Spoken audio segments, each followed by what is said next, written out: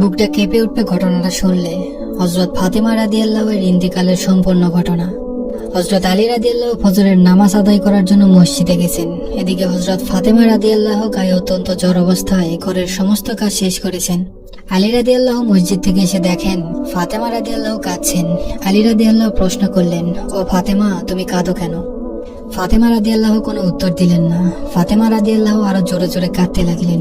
আলী রাদিয়াল্লাহু কয়েকবার প্রশ্ন করার পর ফাতেমা রাদিয়াল্লাহু কাঁদতে কাঁদতে বললেন, ও আলী, আমি স্বপ্নের মধ্যে দেখেছি আমার আব্বাজান হযরত মুহাম্মদ সাল্লাল্লাহু আলাইহি ওয়াসাল্লাম আমার ঘরের মধ্যে ঢুকে কি যেন তালাশ করতেছেন।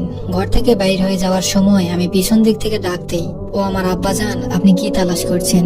আব্বাজান মুহাম্মদ সাল্লাল্লাহু আলাইহি ওয়াসাল্লাম বলতেছেন, ও আমার ফাতেমা, আমি তোমাকেই তালাশ করতেছি, তোমাকে নিয়ে যাওয়ার জন্য। আরো বললেন, ও আমার ফাতেমা, আজকে তুমি রোজা রাখবা, সেহরি করবা আলীর দস্তরখানায়, আর ইফতার করবা আমি আব্বাজানের দস্তরখানায়।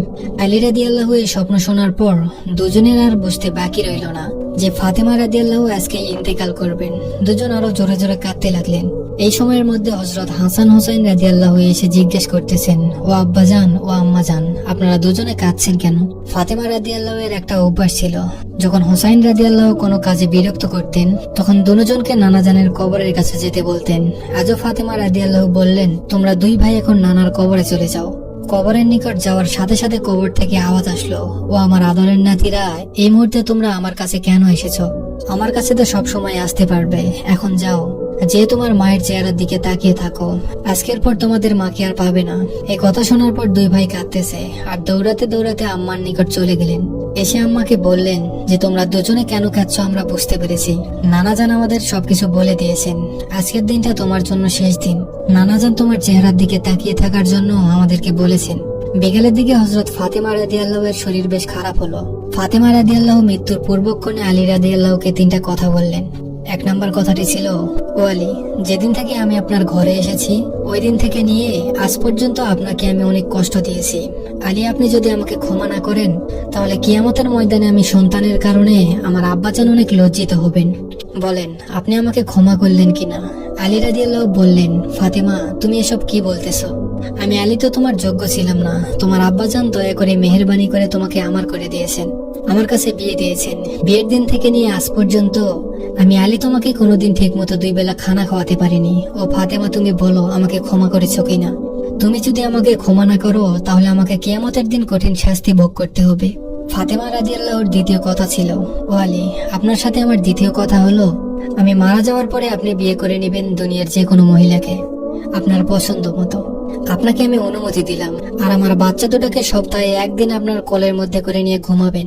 ফাতেমা রাদিয়াল্লাহুর তৃতীয় কথা ছিল, ও আলী, আপনার সাথে আমার তৃতীয় কথা হলো, হাসান হোসেন যখন বালেক হবে তখন দুনু ভাইকে আল্লাহর রাস্তায় সোপর্দ করে দিবেন এবং আমাকে রাতের বেলায় দাফন করবেন। হযরত আলী রাদিয়াল্লাহু বললেন, তুমি নবীর মেয়ে, আমি সবখানে খবর দিয়ে তোমাকে দাফন করব, এতে সমস্যা কি?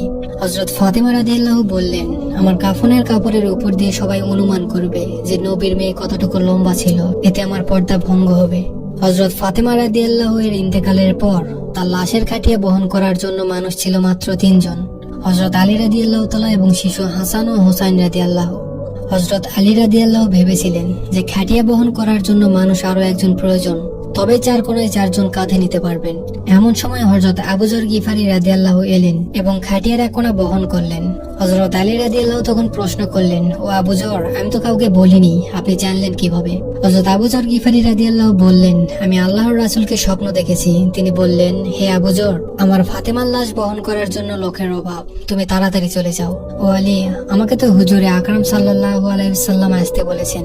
হযরত ফাতেমা রাদিয়াল্লাহুকে যখন কবরে নামাচ্ছেন তখন হযরত আবু যর গিফারি রাদিয়াল্লাহু কবরের কাছে গিয়ে কবরকে উদ্দেশ্য করে বললেন, হে কবর, তুমি কি জানো আজ তোমার মধ্যে কাকে রাখছি?